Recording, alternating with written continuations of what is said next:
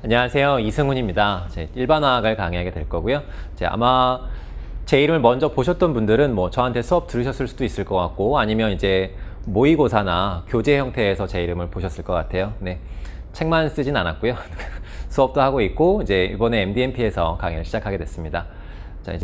오늘은 제일 먼저 여러분한테 드리고 싶은 얘기는, 앞으로 공부할 때 어떤 방향을 잡고 공부할 것이냐, 그런 부분에 초점을 맞춰서 얘기를 드리려고 해요. 그래서 오늘 짧은 시간 동안 영상을 잠깐 보시고 앞으로 공부할 때 방향을 잡을 수 있으면 그게 여러분한테 가장 도움이 될 수 있는 내용 중에 하나이지 않을까, 그렇게 생각을 해서 오늘 학습법 위주로 얘기를 준비를 했습니다.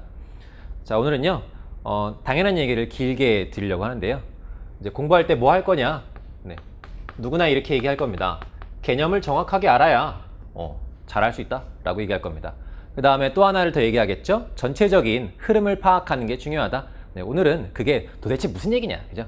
개념을 안다는 게 도대체 무슨 얘기냐를 자세하게 얘기를 드리려고 해요.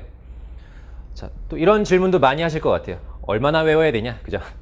얼마나 외워야 되느냐, 그런 걸 포함해서 개념을 하느냐, 문제풀이를 하느냐, 그거에 대한 답을 오늘 드릴 겁니다. 자, 우선 개념을 공부한다라고 말하는 거는요, 이게 외국어 배우는 거랑 비슷합니다. 이게 화학자들이 쓰는, 화학을 하는 사람들끼리 사용하는 말을 우리가 배워서 그 말을 똑같은 의미로 사용할 수 있으면 되는 거거든요. 그러려면 어떻게 해야 되냐? 말 배울 때처럼 계속 써보셔야 돼요. 그래서 처음에는 이 단어가 무슨 뜻이다 라는 거는 기본적인 약속에 해당하는 것들을 외우고 시작합니다. 우선 암기에서 시작하는 거죠. 동적 평형이다. 우리가 화학에서 가장 많이 쓰는 단어 중에 하나입니다. 동적 평형이다. 그러면 정반응 속도와 역반응 속도가 같은 상태야 라고는 외우고 시작하는 거죠. 그러면 그걸 왜 평형이라고 부르지? 그걸 왜 동적 평형이라고 부르지? 그거는 계속 사용을 해보셔야 돼요. 그래서 문제가 있는 거예요. 개념은요, 문제에 계속 적용을 해보셔야 이게 실제로 무슨 뜻이구나 라고 이해가 됩니다. 동적 평형, 그냥 냅두면 평형이야 라고만 이해하시면 절대로 높은 점수를 받을 수가 없어요. 왜? 냅두면 평형 아니에요. 안 그런 경우도 많이 있습니다. 제가 계속 강의하다 보니까 아주 많은 학생들이 용해도 평형, 침전 평형을 굉장히 어려워해요. 그 부분이 다른 평형이랑 다른데, 그 이유가 냅뒀는데 평형에 도달하지 않는데, 그게 처음으로 나오거든요. 그게 처음으로 나오거든요. 상평형도 평형에 도달하면 잘 풀어요. 냅둔데 평형에 도달하지 않을 수도 있거든요. 그러면 그때부터 멘붕이 오기 시작합니다. 이게 왜 없어? 막 이러면서. 동적 평형이라는 건 정반응 속도랑 역반응 속도가 똑같아지는 상태야 라고 말하는데요. 정반응 속도에 영향을 미치는 원인이 있겠죠. 화학 반응에서는 농도일 거고, 증발이나 침전에서는 물질의 양일 수도 있고요. 온도일 수도 있고요. 마찬가지로 역반응에 해당하는 원인이 있는 겁니다. 이거에 대한 이해가 없으면 이 말을 이해할 수가 없는 거죠. 그러면 이거에 대한 이해는 어디서 오냐? 원인에 대한 이해는 어디서 오느냐? 문제에 계속 사용하다 보면, 그죠? 문제를 틀려보면 아는 거예요. 그때, 그죠? 처음에는 단어를 이미지 정도로만 기억합니다. 누구나 그렇고요. 누구나 그렇게 말을 사용합니다. 하지만 구체적인 상황에 들어가서는 내가 기억한 이미지가 정확하지 않다라는 걸 그때 아는 거예요. 그래서 문제에서 틀려보고 나면 이걸 구체적으로 다룰 수가 있게 돼요. 개념을 구체화한다 라고 생각하셔도 됩니다. 그러면 이제 틀려볼 때마다, 그죠? 이걸 한 번씩 틀리고 계속 내 생각을 고쳐나갈 때마다 그냥 외워놨던 게 조금씩 이해가 되기 시작하는 거죠. 이 과정을 계속 반복하시면 돼요. 모든 단어에 대해서. 이 과정을요, 얼마나 하느냐? 그러면 커리큘럼으로 얘기하면 처음 이론 시작해서 기출문제 풀고 단원별 문제 풀 때까지 이걸 계속하는 겁니다. 이걸 쉽게 생각하시면 안 되고요. 물론 난이도의 차이는 계속 생길 거예요. 처음에는 쉬운 개념을 가지고 간단한 상황에 적용하는 문제들을 다루겠지만, 우리가 이론 과정이 계속 진행되고 반복될수록, 그죠? 이론도 한 번만 보는 게 아니고 2회독, 3회독 하거든요. 그죠? 그렇게 반복할수록 좀 더 복잡한 상황, 좀 더 구체적인 상황, 특별한 상황, 예외적인 상황에다 적용하는 연습을 차례차례 하면서 난이도가 올라가고요. 그때마다 개념이 조금씩 구체화되는 거죠.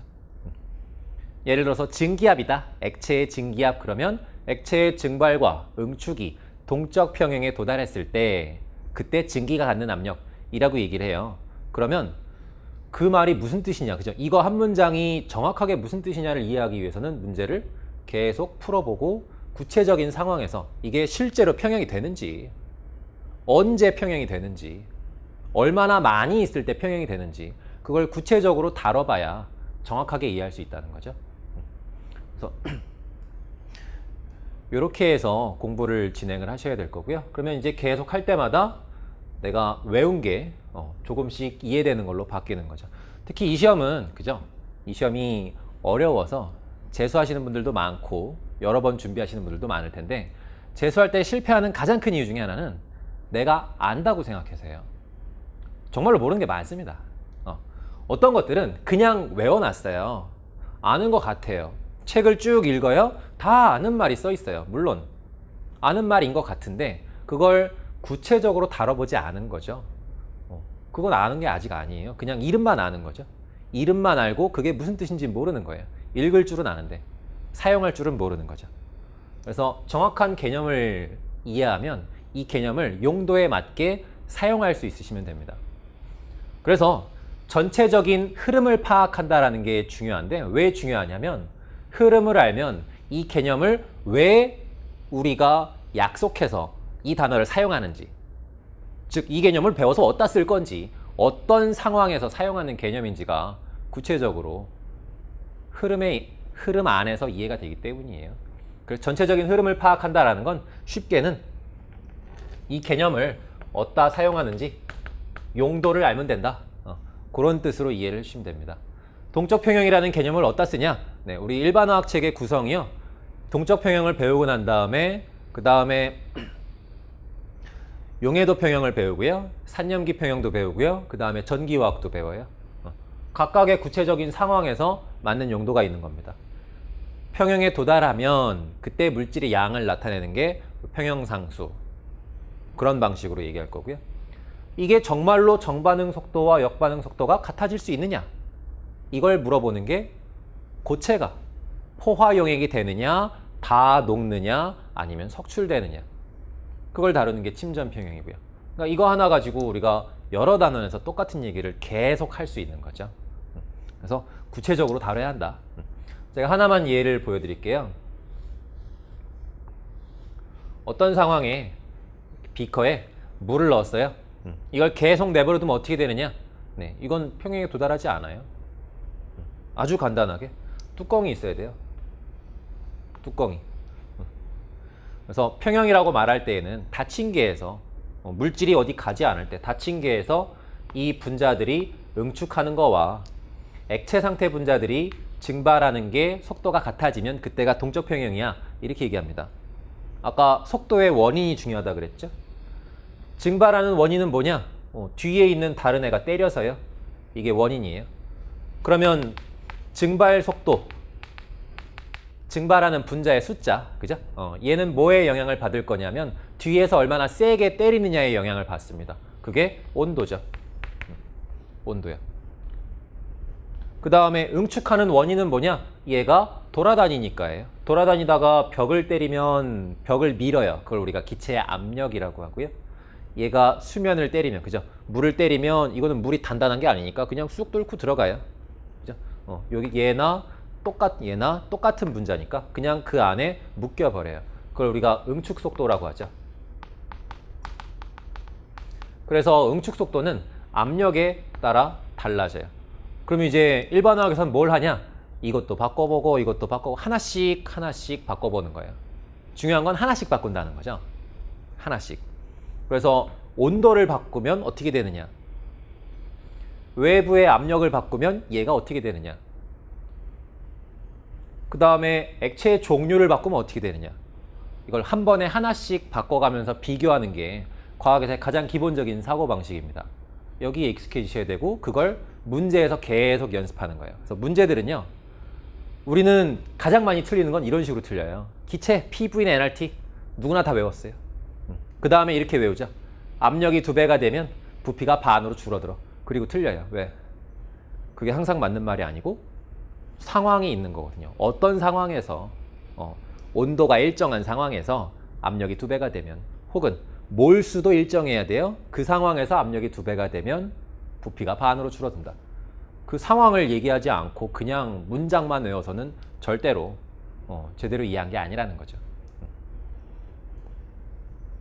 그래서 우리 수업은요, 공부하시는 동안에는 단어는 기본적인 단어를 외우고 시작하셔야 되고, 그 외운 게, 내가 외운 게, 그죠? 외워놨는데 무슨 뜻인지 몰라. 아직도 몰라. 그걸 계속 구체적인 상황에서 확인하시는 작업을 하시는 겁니다.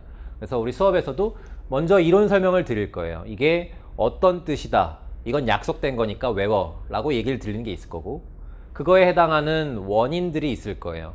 이걸 우리가 수업에 많은 시간을 들여서 설명하게 될 거고요. 그 다음에는 계속 예제를 연습할 겁니다. 물론 수업 시간 중에 우리가 예제를 아주 많이 다룰 수는 없겠지만, 이제 과제도 있을 거고, 수업 시간 중에 제가 풀이해주는 예제도 있을 거고, 그죠? 그렇게 해서 상황에 맞게 연습을 계속 하셔야 돼요. 그 다음에 복습을 잘 해주시는 게 중요해요. 어떻게 할 거냐면, 우리는 보통 이렇게 망합니다. 문제를 풀었어요. 내가 풀이를 했어. 풀이를 했는데 틀린 거예요. 그럼 어떡하냐면 우리는 이걸 지워요. 이건 아닌가 보다. 그죠? 그 다음에 선생님이 풀어줘요. 이 풀이가 맞는가 보다. 그리고 얘를 외우는 거죠. 이렇게 하시면 망해요. 금방 망해요. 왜냐면 문제를 풀고 이 풀이가 맞는가 보다 이렇게, 그죠? 그러면 다음에 새로운 문제를 풀면 계속 이게 하고 싶어. 이게 내 머릿속에 있던 거거든. 그죠? 계속 이걸 하고 싶은 거예요. 이 문제는 또 이렇게 푸는 거지. 외운 건 금방 까먹으니까 또 다시 이렇게 하고 싶어요. 그래서 복습을 하실 때에는 문제를 틀렸으면 이게 왜 틀렸는지 그 이유를 계속 찾으셔야 돼요. 보통 어디냐 하면 개념을 잘못 적용하는 데 있을 거예요. 개념을 적용하기 위한 조건들이 있거든요. 이러이러한 상황에서는, 즉 평형에 도달하면 정반응과 역반응의 속도가 같다. 그런데 평형에 도달하지도 않았는데 그냥 속도가 같다 이렇게 쓰면 틀리는 거지. 그래 놓고 내가 외웠는데 안 풀려요. 이해가 안 된 겁니다. 내가 뭘 외운 건지 아직 이해가 안 된 거예요. 그죠? 그걸 계속 연습하는 작업을 하셔야 된다는 거죠. 그래서 일단 기본적인 뜻을 외워주시고요. 그렇게 해서 공부가 시작하는 거예요. 거기서 끝나는 게 아니에요. 그게 시작이에요. 그 다음에 계속 적용하시면서 구체적으로 무슨 뜻이구나 라는 걸 확인을 하셔야 되고, 그 방법이 뭐냐? 틀린 걸 왜 틀렸는지를 반드시 찾아내야 돼요. 제가 이제 수업을 할 때마다 질문을 굉장히 많이 받는데, 쉬는 시간에 계속 질문 받고 끝나고도 질문 받고, 질문하는 내내 계속 그걸 확인하는 겁니다. 왜 틀렸냐? 이 문제 어떻게 푸는 거예요? 그건 좋은 질문은 아니에요. 그건 아주 기본적인 단계의 질문이에요. 내가 풀었는데 왜 틀렸는지 모르겠어요. 어디가 틀렸는지를 찾아주세요. 이게 나와야 돼요. 계속 그걸 확인하셔야 됩니다. 저한테도 그렇고 다른 잘하는 친구들이 있을 거 아니에요? 해설지도 있을 거고. 그걸 확인하시는 게 이론 단계에서 가장 중요한 문제예요. 그래서 이렇게 공부했으면 좋겠다. 그죠? 네. 외우고 끝나는 게 아니고 그걸 사용할 수 있는지를 계속 연습해봐라. 가장 좋은 점검하는 방법 중에 하나가 다른 사람을 가르쳐 보면 됩니다. 즉, 이 개념을 내가 설명할 수 있는지를. 문제는 이렇게 푸는 거야. 왜 그렇게 풀어? 이렇게 풀면 왜 안 돼? 그거를 내가 설명할 수 있는지를 확인하시면 이게 내가 정말로 이해한 건지 그냥 나도 모르게 외워진 건지, 그죠? 그게 제일 무섭죠? 나도 모르게 외워진 건지 그거를 구분하실 수 있을 거예요. 그래서 그걸 찾는 연습을 충분히 많이 하셔야 됩니다. 그래서 전체적인 커리큘럼 간단하게 소개를 드리면, 이론 과정에서는 단어의 뜻을 정확하게 이해하는데 거의 모든 시간을 쓸 겁니다.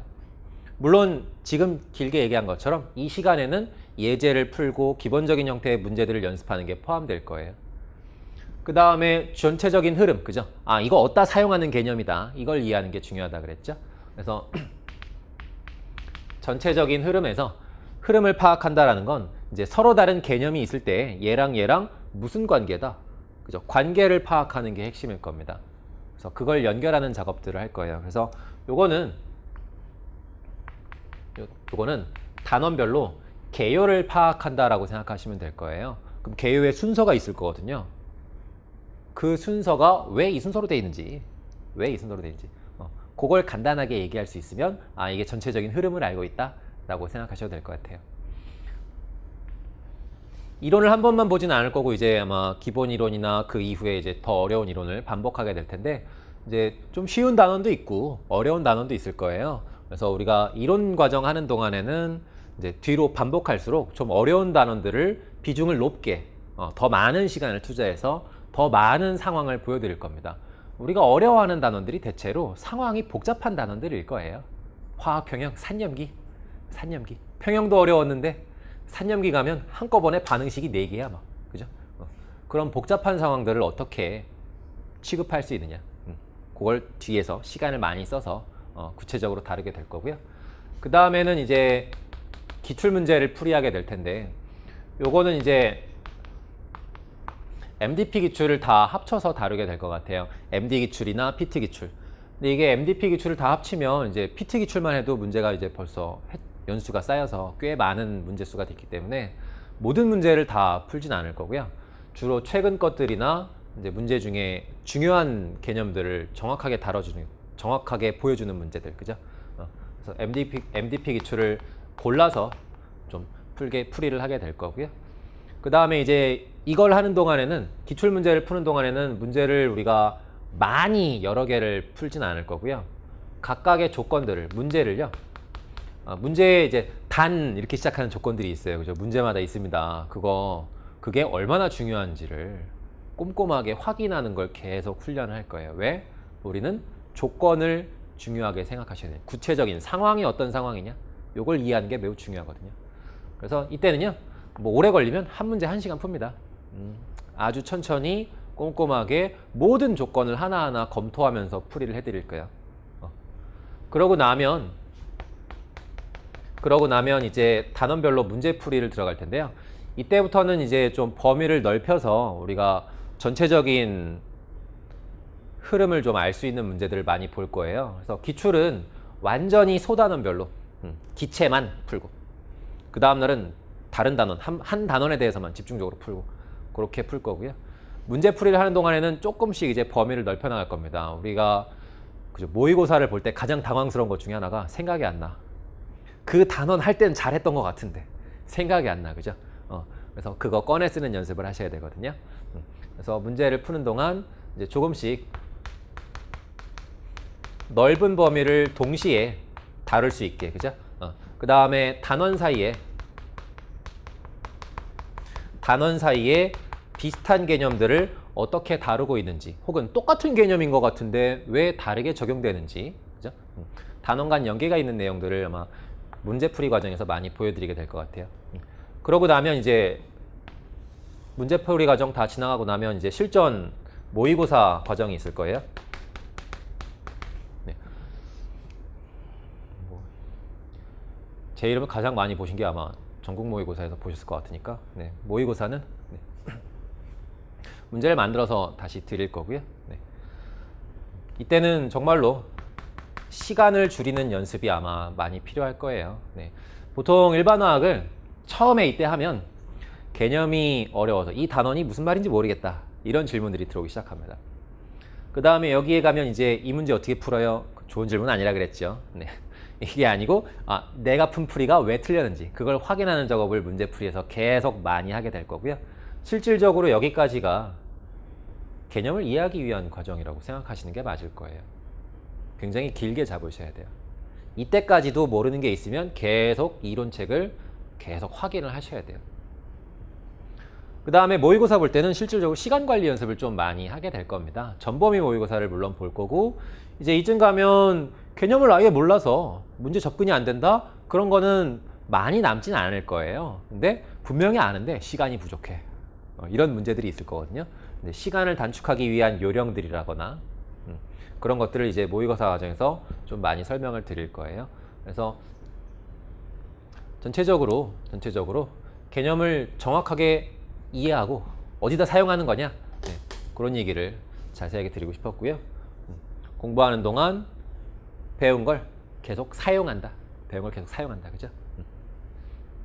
거기에 집중해서 공부해 주시면 우리가 개념을 또 이게 안 쓰면, 그죠? 배워놓고 안 쓰면 다 잊어버리는 게 사람이라는 증거거든요. 누구나 다 잊어버립니다.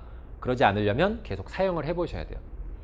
심지어 이게 공부를 하루 종일 할 때는 어떤 상태가 제일 좋은 상태냐면 아무 생각이 없을 때가 있어요. 아무 생각 없이 집에 가서 뭐 하고, 시험 끝나면 뭐 해야 되고, 내일은 뭐 해야 되고, 그런 생각 아무것도 안 나고 아무 생각 없이 정말로 단어 하나를 이해하기 위해서 하루 종일 시간을 보내고 있을 때, 그때가 공부가 정말로 잘 되는 거거든요. 그래서 계속 사용해야 한다. 그죠? 그래서 이렇게 공부하는 방법, 어떤 방향으로 공부를 해달라, 구체적으로 해달라, 조건 빼지 말아라, 계속 사용해라. 그죠? 어떤 방법으로 공부하느냐, 이렇게 얘기를 드렸고요. 네, 오늘은 여기까지 해서 내용을 짧게 줄이고 인사를 드리겠습니다. 여러분, 네, 공부 충분히 할 수 있으니까요. 네, 일반화하기 이론이 아주 많지는 않습니다. 다만 아는데 안 풀려서 그래. 그건 외우는 데 집중하고 써보지 않아서니까요. 계속 사용하는 연습을 하시면 충분히 할 수 있습니다. 여러분, 수고하십시오. 화이팅!